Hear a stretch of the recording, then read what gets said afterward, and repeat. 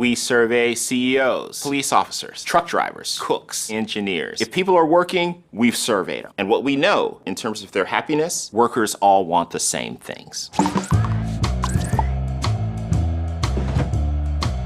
There's 3 billion working people in the world, and about 40% of them would say they're happy at work. That means about 1.8 billion, or almost 2 billion people, are not happy at work. What does that do, both to those people and the organizations that they work in? Well, let's talk about money. Organizations that have a lot of happy employees have 3 times the revenue growth compared to organizations where that's not true. They outperform the stock market by a factor of 3. And if you look at employee turnover, it's half that of organizations that have a lot of unhappy employees. The miracle thing is you don't have to spend more money to make this happen.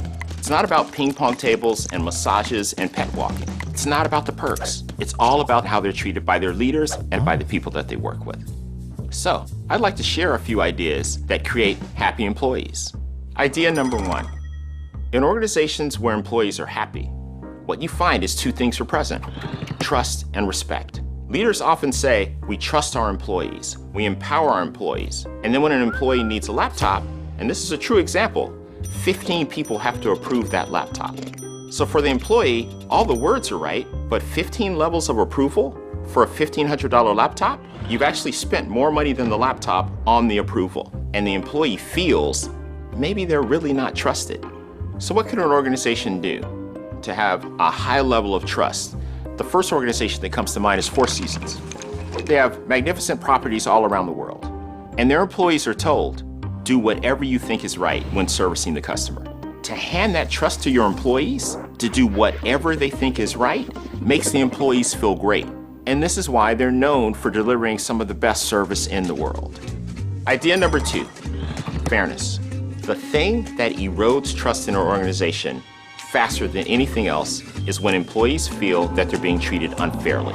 Employees want to be treated the same, regardless of their rank or their tenure or their age or their experience or their job category compared to anyone else.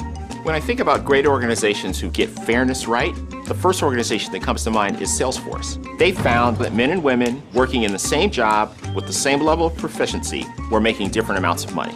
So immediately, they calculated the difference and they invested $3 million to try and balance things out. Idea number 3 is listening. So to be a listener who connects with all types of people, we have to unlearn a few things. We've all been taught about active listening and eye contact, an intense stare, and a compassionate look. That's not listening. Repeating what the person says, that's not listening. Being humble and always hunting and searching for the best idea possible, that's what listening is. And employees can feel whether you're doing that or not.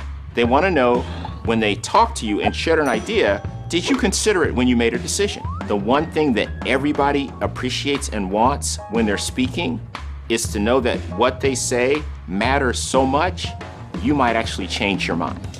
Otherwise, what's the point of the conversation? We all know the things we need to change, the things that we need to do differently. The way you behave, the way you treat others, the way you respond, the way you support defines the work experience for everyone around you.